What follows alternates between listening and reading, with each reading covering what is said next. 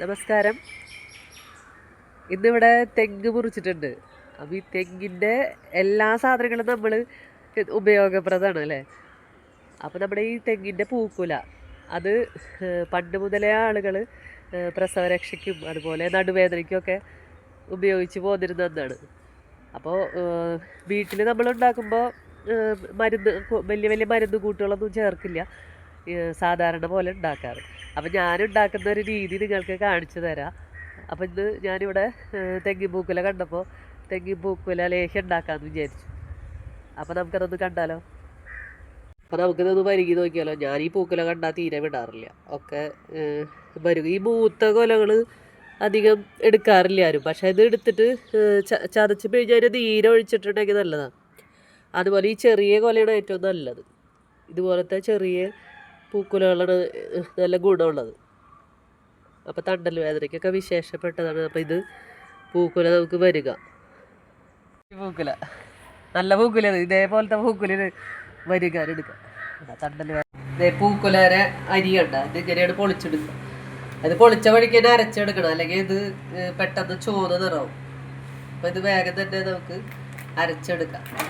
അത് ചള്ളണം കേട്ടോ, ചെറിയ പൂക്കുലിന്. ഈ പ്രായം പൂക്കുലയാണ് നമുക്ക് വരികാനെടുക്കേണ്ടത്.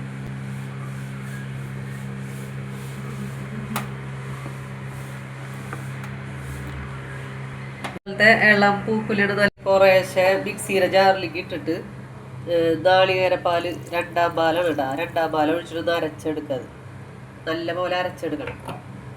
പൂക്കുല അരച്ച് വെച്ചിട്ടുണ്ട് കേട്ടോ. അപ്പം ഇത് ഇങ്ങനെ അരച്ച് വയ്ക്കുമ്പോഴത്തേന് ഇത് ചോന്ന നിറവും.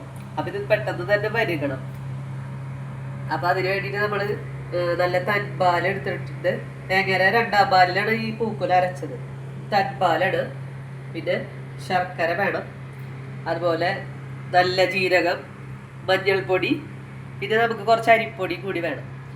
അപ്പം ഇതൊക്കെയാണ് പൂക്കുല വരുകാൻ വേണ്ടത്. അപ്പം നമ്മുടെ പൂക്കുലരെ മിക്സ് ഞാൻ ഉരുളിയിലേക്ക് ഇട്ടിട്ടുണ്ട് കേട്ടോ. ഇത് ചിലർ അരിച്ചൊക്കെ ഒഴിക്കും, നമ്മൾ ഈ കൊറ്റനും കൂടി എടുക്കും. അപ്പോൾ നല്ലതാണത്.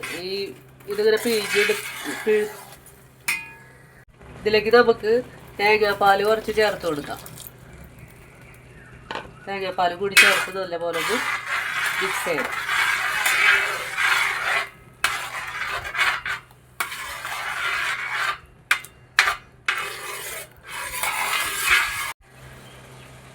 നമ്മുടെ പൂക്കുല തയ്യാറായിക്കൊണ്ടിരിക്കുന്നുണ്ട്. അപ്പോൾ നമുക്കതിലേക്ക് ശർക്കര ഉരുക്കി അരിച്ചിട്ട് ഒഴിച്ചു കൊടുക്കാം കേട്ടോ. അത് ശർക്കര നീരാണിത്. ഇത് കൂടി ചേർത്തിട്ട് നന്നായിട്ട് ഈ പൂക്കുല ലേഹ്യത്തിലേക്ക് നമുക്ക് ഇനി കുറച്ച് മഞ്ഞൾപ്പൊടി ചേർത്ത് കൊടുക്കാം. കുറച്ച് നല്ല ജീരകമാണ് കേട്ടോ ചേർത്ത് കൊടുക്കുന്നത്, നല്ല ജീരകം. പിന്നെ അതുപോലെ ഏലക്കായ പൊടിച്ചത് ചതച്ചത് കൂടി ചേർത്ത് കൊടുത്തിട്ട് ഇളക്കാം. നല്ലൊരു കളറൊക്കെ വരും പൂക്കലിലേക്ക്. നമ്മൾ കടയിൽ നിന്ന് മേടിക്കുമ്പോൾ നല്ല കറുത്ത നിറമാണല്ലോ. അതെന്താണെന്ന് വെച്ചിട്ടുണ്ടെങ്കിൽ കുറേ മരുന്നുകൾ, അങ്ങാടി മരുന്നുകളൊക്കെ ചേർക്കും. ഇതിപ്പോൾ നമുക്ക് വീട്ടിൽ കഴിക്കാനായിട്ട് ഉണ്ടാക്കുമ്പോൾ ഇതുപോലെ മരുന്നൊന്നും ചേർക്കാണ്ടാണ് ഉണ്ടാക്കുന്നത്. ചെറുതായിട്ട് ഇങ്ങനെ പൊട്ടിത്തെറിക്കുന്നുണ്ട്, വളരെ ശ്രദ്ധിക്കണം. ഞാനിതിനെ കൊറ്റൻ ചേർത്തുകൊണ്ടിട്ട് ഇത്ര അധികം ഉണ്ടാവുള്ളൂ, അല്ലെങ്കിൽ ഇത് അരിച്ചെടുക്കുമ്പോൾ കുറച്ചുണ്ടാവുള്ളൂ. നമ്മൾ അരിച്ചിട്ടാണ് ഉണ്ടാക്കുന്നുണ്ടെങ്കിൽ കുറച്ചൊക്കെ ഉണ്ടാവുള്ളൂ, ക്വാണ്ടിറ്റി കുറവാണ്.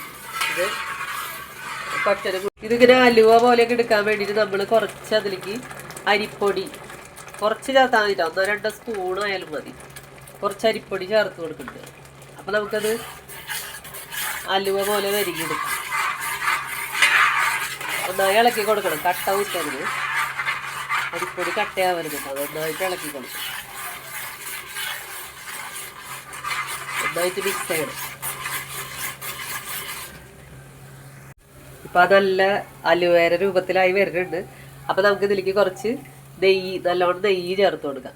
അപ്പം അത് അടിയിലൊന്നും പിടിക്കില്ല കേട്ടാ. അപ്പം നന്നായിട്ട് ഇളക്കി കൊടുക്കാം. ശരിക്കൊരു അലുവയാക്കി എടുക്കണം.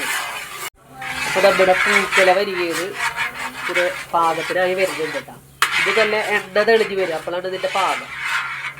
എണ്ണ എണ്ണ അങ്ങനെ തെളിഞ്ഞ് വരും. കുറച്ചും കൂടി ഒന്ന് മുറുകാനുണ്ട്. ഇത് നല്ലപോലെ ഇളക്കി കൊടുക്കണം. കൈവിടാണ്ട് ഇളക്കി കൊടുക്കണം, അല്ലെങ്കിൽ കരിഞ്ഞു പോവും.